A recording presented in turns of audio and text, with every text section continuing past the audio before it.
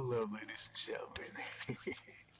This was more your man Bob Mob, Doc Wildcard, welcoming you to a game that I decided I'm going to release. I decided to release tonight on sah-WIN, the original name of Halloween. This is, as you can see, called Reaplaced, and it's a horror game.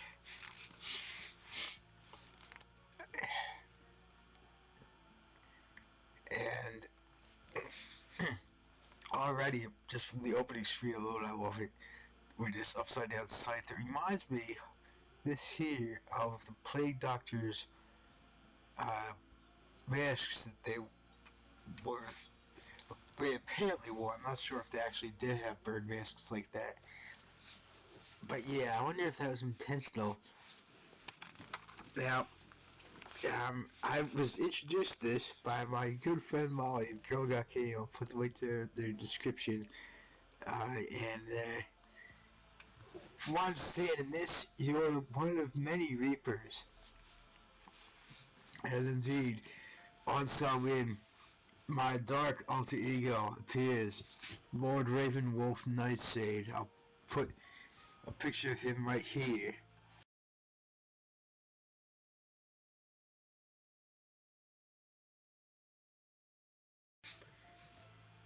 He is one of many guides to the Reaper, telling him who must be taken from this plane of existence to the next.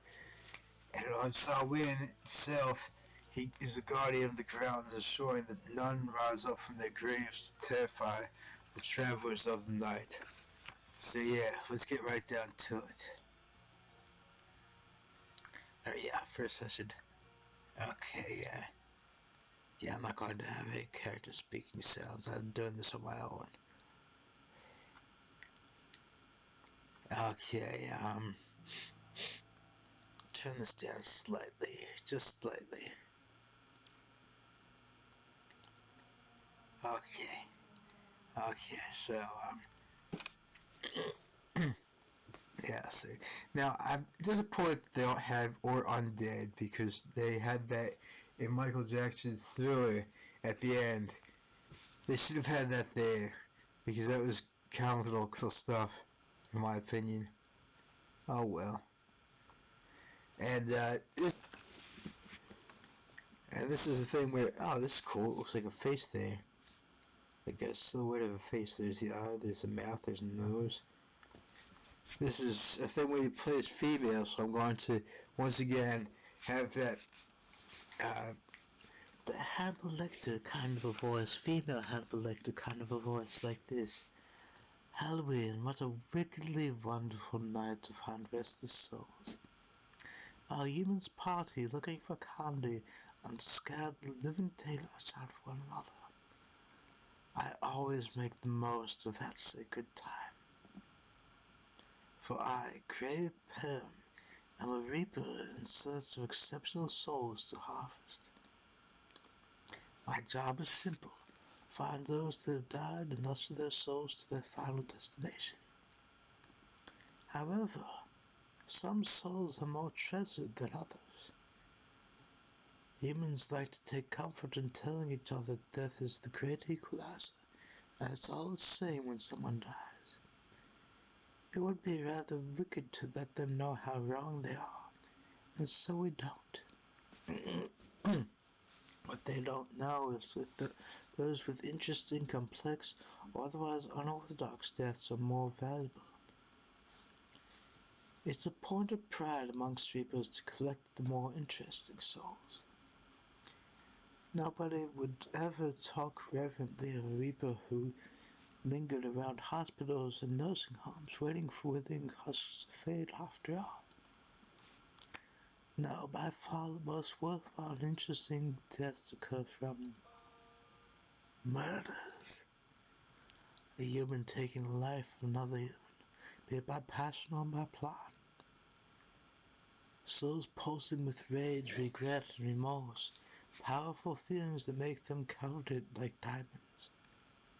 However, because these souls are often overflowing with emotions, they are hard to reap.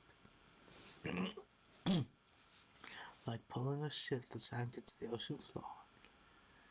But while solving the circumstances of the murders, they're PlayStation and easily harvested.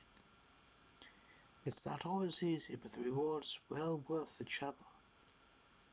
Plus, there's some fun in solving a murder. It's good when your work can become your play. Indeed. That second part, not the murder, but fun when work becomes play. And with the bittersweet smell of death in the air, I can always tell when I'm going to have my work cut out for me. Happy Halloween, humans. You always make such monsters of yourselves. Already there's a soul searching, begin your hunt for a soul achievement. Oh, you're on Steam. My vision cleared as I materialized in the darkness. Immediately I felt my clothes starting to cling to my skin as a heavy downpour of rain began to soak me. It didn't bother me. Being wet is no problem for a Reaper, and you can't pick and choose where the finest dead souls will be found. I wiped some of the water off my face and looked around.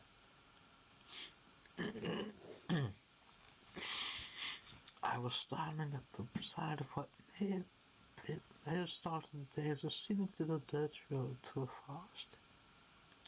Now, though, it was becoming a long stick of mud. The only light came from the pale illumination of the full moon, enough to navigate by.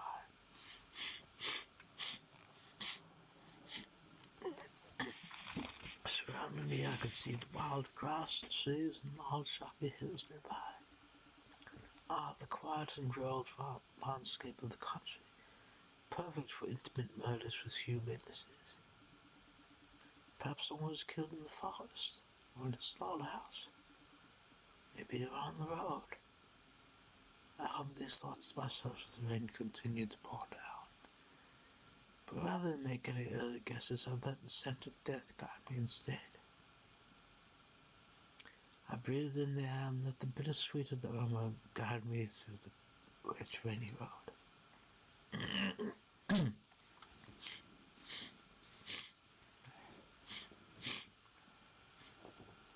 Sooner or later I'd come across a corpse. It was only a matter of time.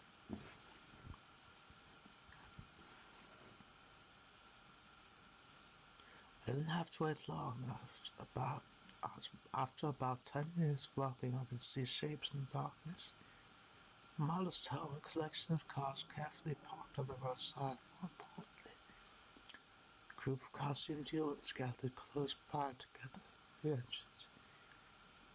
Well, it was Halloween. It was no surprise I was dressed up. But in a rural area like this, would they really be going trick-or-treating? As I see, any place is perfectly fine for that activity. They look too old to be doing that, and those things too old. Huh? Oh, interesting. Oops. As I see it, there's things too old for that. Why have adults just started going around us with counting these days? I walked closer but kept to the shadows so I could get a closer look at them while staying undetected. Things get complicated once I revealed myself. I couldn't hear them very well over the downpour, but it was close enough to be able to discern their appearances. First one that caught my eye was a young man who was wearing our costume. He looked a little skittish, and I was trying to peer inside the house through the windows. There's a cardboard box by his face, but I couldn't exactly tell what was in it. Next was the other young man who at first glance looked like a zombie. But as I observed him, I corrected myself. Based on his outfit, I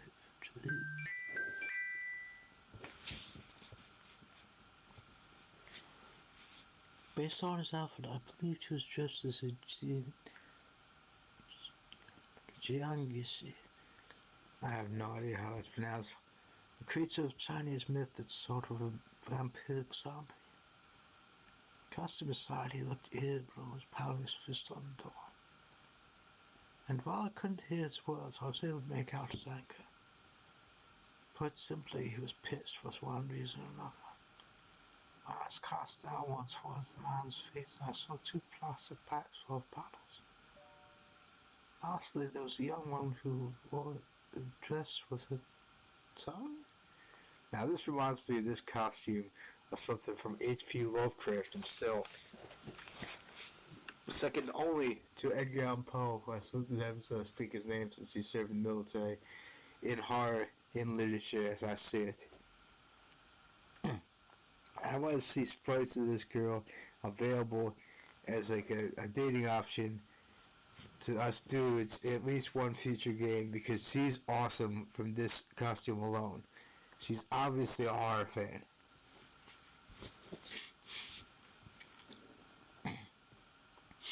Not least a costume to work out straight away, but we work with the cops beside her.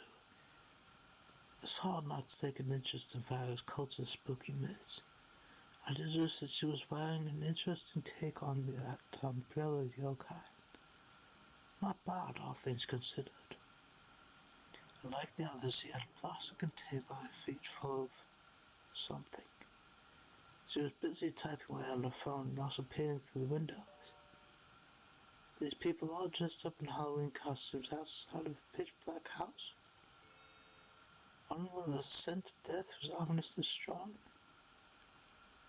Those poor humans were just going to end up waiting by the dawn until the night was done. While I can't be very patient, I hate wasting time needlessly. I stepped out from the rain and approached the house. It didn't take long for the 3 to turn and notice me. Not pleasing, creepy, nice feeling. Who's there? Vic, is that you? Obviously that's not Vic. Stop jumping every cell that shows up. It's obviously not so. That's a person, I think. What else would it be? A monster? What if it's a monster? Have you looked at yourselves? It talks! How kind of the group's fool to identify himself. It's Halloween, of course there's going to be a bunch of monsters roaming about. Although, the umbrella lady pointed at the phone booth, lights illuminated me entirely. It's a pretty great costume. You must have put like work to that friendly for your outfit. Thank you, it's my work uniform. And she's in character too, that's some real dedication. Why are you complimenting her? I have to agree with Bernard on this one. It's just kind of weird. And weird is a good thing, especially during Samhain. What's weird about me? I'm just enjoying the night. I don't mean to offend, really, but we don't know you and just walked up to us out of the shadows. That's makes all this weird stuff going on. Vic and... Who's Vic? Now you're going to address the other thing I said? Such a stern glance at the armor was stiffened up and fell to his gaze. Well, he just... Before the cowardly man could continue, the zombie raised his hand to make him stop talking. Look, I don't know who you are or what your deal is, but it's none of your business. What are you even doing out here? So the blunt approach wasn't going to work. That was fine. I could put on the charm and I did so.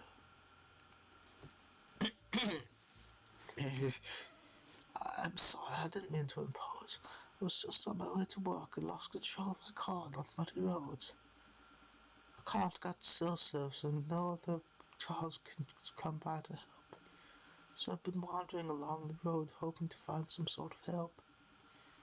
Just a little irritable from getting soaked to the bone. You were literally staying in the rain like a creep. Now a guy mumbled under his breath. Luckily, it seemed our playing was at least enough to soften the zombie's glare on me. Maybe he did have a heart, perhaps even now not one, despite how good the rest of his costume was. Same thing happened to us, sort of. We all got here before the rain got bad, but the Mars got all across stuck. To make matters worse, we can't even get into Vic's house. It was Vic.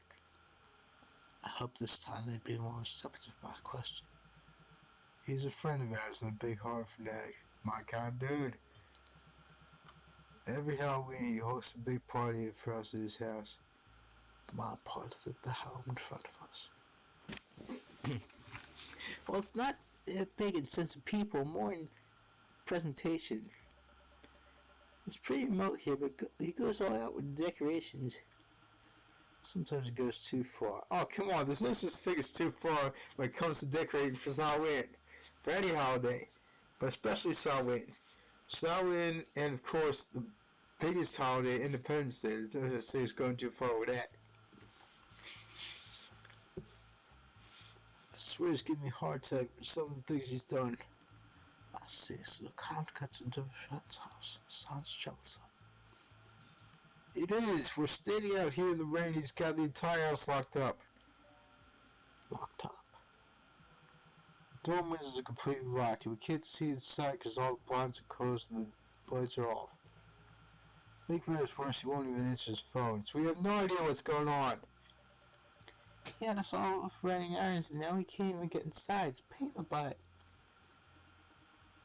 I'm worried that something happened to him.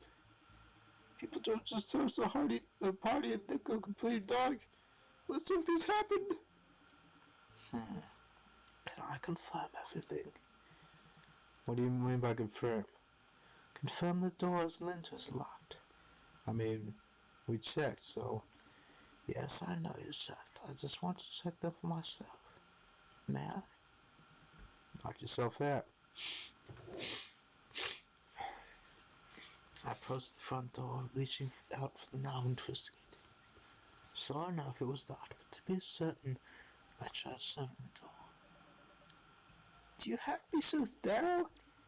Yes, you'd be surprised just how many locked doors plus blocked bars like some obstacle. Really? You must know a lot about this kind of thing, mate. Quite so. Anyway, I'm going to check the windows now. Huh? But you would have to circle the house for that. You get your boots all muddy. That's fine, I'll just wash them off in the rain when I get back. You really are weird. Noted. Now, if you'll excuse me. Hey, won't you need a flashlight or something to be able to see? Maybe I should go with you. There's no need. Even if the phone has no signals, flashlight can still work just fine. Like you showed me when you lit me up. Oh, of course. Indeed. Now, if you'll excuse me. I didn't wait for her permission, but instead walked past them to inspect the outside of the house. In truth, I didn't have a phone, but I have excellent night vision. They didn't need to know that, though. Right before I was rounded the side of the house, I spotted the umbrella woman whispering to the others there. She glanced in my direction, then winked at me. I wasn't sure I should do that, but I didn't let it bother me. Reminds me of another horror game that I drew a picture for. Doki Doki Literature Club. I drew a picture of Sayori winking that I called Winking Cinnamon Bun. I'll put the picture here.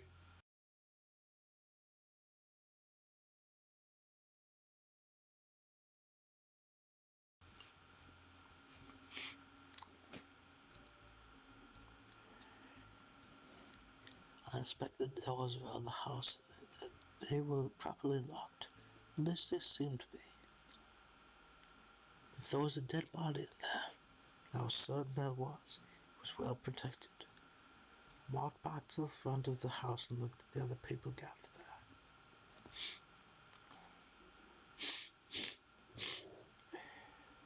It seems you're right. The house's windows are locked. Right, like I said before, did you not trust me? I'd be a fool to trust people I just randomly met in the middle of the night. She has a point. Who in their right mind would do that? Yeah, I wonder who. Cause I'm getting really worried. Fear not, there's an easy way to solve this. There is? Yes, all you have to do is simply unlock the door.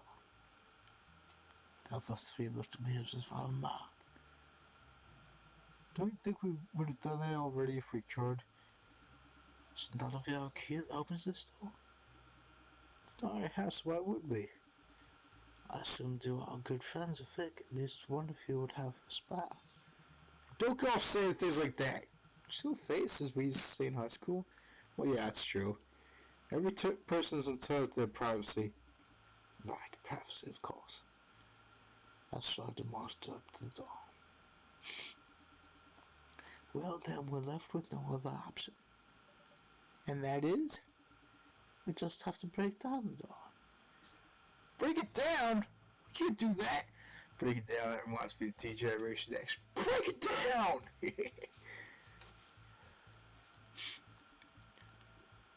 Why not? You want to get inside, don't you? I mean, yes, I do, but is there something inside you wouldn't want me to see? What? Why is that the first thing you jump to? Then I failed to see why we can't break down the door and enter. Because Vic would probably want to kill us if he found out we wrecked his door. Oh, yes, I suppose that would inconvenience him. I love how the eye actually works. How is that even happening? That's awesome. You just realizing that now? We could have someone jump through a window instead. How's that any better? I've heard it's much cheaper to replace a broken window than a broken door. Time spent in hospital recovering, I balance out the cost though. No doubt started the realization that the windows were an alternate entrance point. Just play along, it's probably part of the act. The act? It's rather sweet that he understood and hadn't realized I was being entirely serious. Well, they could believe what they liked as long as they'd agree with getting us inside. Fine, but if Vic says you're taking the blame. Whatever, I just want to get this stuff inside and drink already. I walked up to the door with the zombie man who looked at me and led the door. So how are we going to do this? Have you never kicked down the door before? I usually just use the handle or take the end that I'm not meant to go through that door. Okay, then I will show you in case you ever need to do so. It's quite simple, really. Uh-huh. I walked up to the door and adjusted my straps. You want to stand about a leg's length away, prepare to kick with your dominant foot, and for just above or below the lock, your flat foot, make sure the knee is bent slightly on impact, and then I raised my foot instead and delivered a swift and heavy kick to the door. It wasn't enough to break the door open the first try, but the second splintering wood meant there was progress. There, now you can give it a go.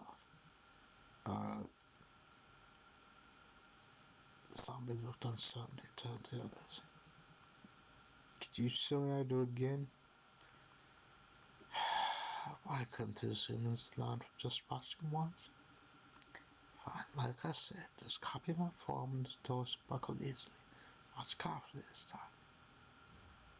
Doug stepped back and delivered another kick to the door, except this time the door broke open and swung inside of the hole. There, it only took screw cracks. I'm not particularly strong. Girl, don't be so modest. You like that crew us 10 years. No, I didn't. See, it's clearly still attached. Anyway, shall we go inside? Then Bother was waiting for a response and walked into the side of the house. Okay, that's gonna be the end of this chapter, ladies and gentlemen. To keep this from getting too long, do what I'm doing, please consider subscribing. I'll sub back fairly well.